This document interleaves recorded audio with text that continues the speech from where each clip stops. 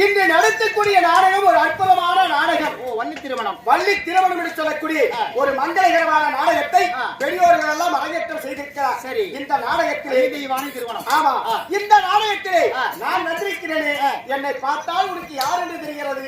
சொன்னாதான் குருவே தெரியும். அப்படியா? சொன்னால் தெரியும். மண்ணால வித்தை, சொல்லாத வார்த்தைகள், சொட்டு போட்டாலும் வராது. கற்று கொடுக்காத வித்தைகள், தலையில கல்லெடுத்து அடிச்சிட்டாலும் வராது. அதே போல நான் யார், என்னுடைய குலம் கோத்திரம் என்ன, நாடு என்ன, நகரம் என்ன, எனக்கு அன்றாடு என்ன தொழில், என்ன வேலை, ஆமா, இப்படி ஒவ்வொன்றாக சொல்கிறேன்.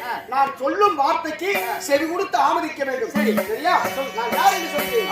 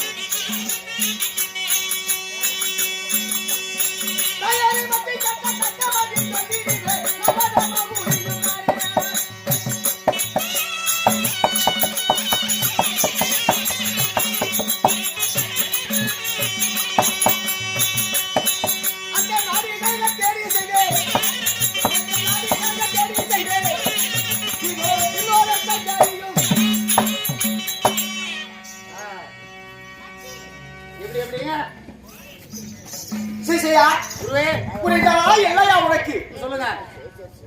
நாடோ என்னுடைய நாடோ சத்தியலோகம். சத்தியலோகம்.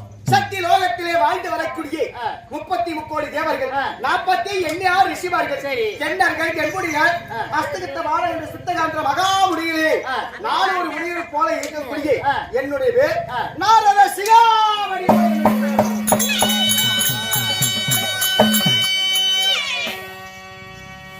என்ன மணிங்க? நாரத சிகாமணி. ஆமா, சுருக்கமாக சொன்னால் கலகப்பிரியன் நாரதன் சொல்வார்கள். ஆமா, என்ன படி அப்படியே ஒய்யாரமா கும்பிட்டு வந்து நான் பேசிக்கிறேன். என்ன வேலைக்கு போற? அந்த வேலை அது அவங்க கூட அப்படிதான் பேசுவாங்க. மாயூர் நத்தால மாட்டாடாத அப்படி சண்டைக்கு வந்துருவாங்க. சிகாமணி, நாரதன், கலகப்பிரியன், கலகப்பிரியன், இப்படி எத்தனையோ பேரமையை கொண்டு என்னுடைய பேரோ நாரத மாமுடி என்பார்கள். ஆமா, சரிங்க. உங்க பேர் நாரதுங்கிறீங்க. இல்ல நாரதர். உங்க அப்பா அம்மா யாரு? கேட்டாயே ஒரு கேள்வி, சரியான ஒரு கேள்வி. ஆமா, அந்த கேள்விக்குண்டான பதில் நான் சொல்ல வேண்டும் அல்லவா? ஆமா, என் பேர் நாரதன். நாரத முனிவர்னு சொல்றீங்க. சரி, ஏத்துக்கிறேன். உங்க அப்பா அம்மா யார்? என் நாட்டிலே நான் மட்டும்தான் இருக்கிறேனா, இல்லை கூட பெண்கள் யாரா இருக்கிறார்களா? அதன் தவிர என் தாய் தந்தையுடைய பேர் என்ன? நான் சொல்கிறேன், கவனமாக சொல்லு.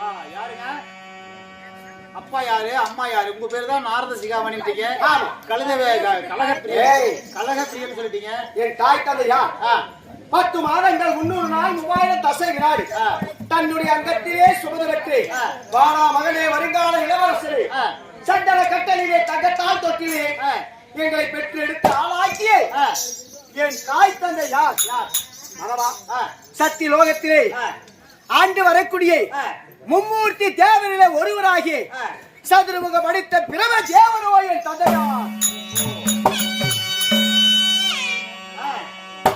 அப்பா பேரு வந்து பிரம்மதேவா. என்னது பிரம்மதேவா?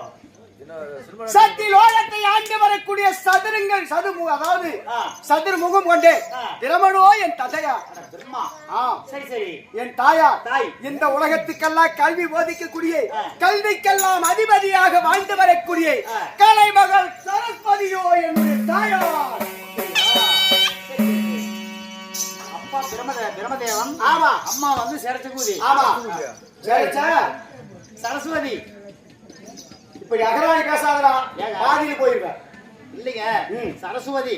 என் தாயார் மட்டும் இல்லை என்றால் இந்த உலகத்தில் கல்வி என்பது எல்லாமே போயிருக்கும். அப்படி யாருக்கு பேசுற சக்தி பேசும் சக்தியும் கிடையாது.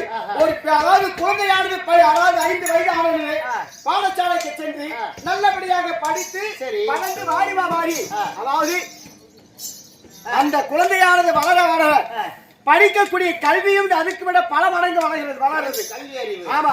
எந்த 5 விரல் இருப்பதென்றால் இந்த 5 விரல் ஒன்றாக இருக்காது. எப்படி ஏற்றத்தாழ்வு இருக்கிறதோ அதே போல ஒரு குடும்பத்திலே பிள்ளைகள் 4 பேர் 5 பேர் இருக்கலாம். எல்லோரும் ஒரே மாதிரி இருக்க மாட்டார்கள். கொஞ்சம் முன்ன பிள்ளைதான். ஒரு குழந்தையான நல்லபடியாக படித்து மாணவனானால் பள்ளி சென்று அந்த படிக்கக்கூடிய படிப்பில் முன்னேற்றமாகி அந்த ஆசிரியர்கள் முதல் மாணவன் என்று பெயர் எடுப்பார்கள். அப்படி ஒரு குழந்தை. இன்னொரு குழந்தை நீ என்ன சொல்வது நான் என்ன கேட்பது அப்ப நீ தாய் தந்தையுடைய பெயரை கேட்காமல் படிக்க உன்னை போல ஊதாரித்தனமாக இருப்பார்கள். இதெல்லாம் பண்றது அம்மா வேலை. அம்மா வேலையா? ஏ பிள்ளைகளா? நான் அத்தானப்பு கேட்டேன். என்ன பிள்ளைகள? அடா குழந்தைகள். ஓஹோ. அதாவது இதுக்கு தூண்டுகோலா இருப்பது யாரு? என் தாயாராகிய கல்வி கல்வரியாக கலைவாணி என்று சொல்லக்கூடிய கலை மகள். அப்படியா? அதான் சுருக்கமா சொன்ன பள்ளிக்கூடம் போனீங்கன்னா படிப்பது வேணும் என்றால் என் தாயார் உன் நாவிலே உட்கார்ந்தா மட்டும்தான் படிப்பானது ஏறும். எதுக்கு பீப்பாளா? நாளத்துல வந்து உட்காரணுமா? நாக்கில் என்றால் என் தாயார் வந்து போயிருந்தா அறிவு கட்டவன். கல்வி கல்வி. சரி சரி. அந்த கல்வி ஓசை வந்து நாமே அமர வேண்டும். சரி. அப்படி அமர்ந்தால் மட்டும்தான் உனக்கு தெல்லம் தெளிவாக படிப்பிலே அதிக மாணவன் அதாவது படிப்பு அறிவு அதிகமாகி நல்ல ஒரு மாணவன் என்று பேர் எடுக்க முடியும். கொள்ளகாரா நாளைக்கு படுக்கும் போது நாக்கு நீட்டிக்கிட்டே படு. ஆமா. அம்மா வந்து உட்காரணும். ஏற்கனவே உட்கார்ந்து நாக்கப்பாறு 3 முறை நீண்டு விட்டது. சரிங்க. ஒரு சந்தேகமா மனிதனுக்கு சந்தேகம் வந்து ஒரு ஏற்பட்டு விட்டால் அது பெரும் நோய்க்கு ஆளாகிவிடும். எனக்கு நோய் வராது. எனக்கு சந்தேகம் கேக்குறேன். என்ன சந்தேகம்?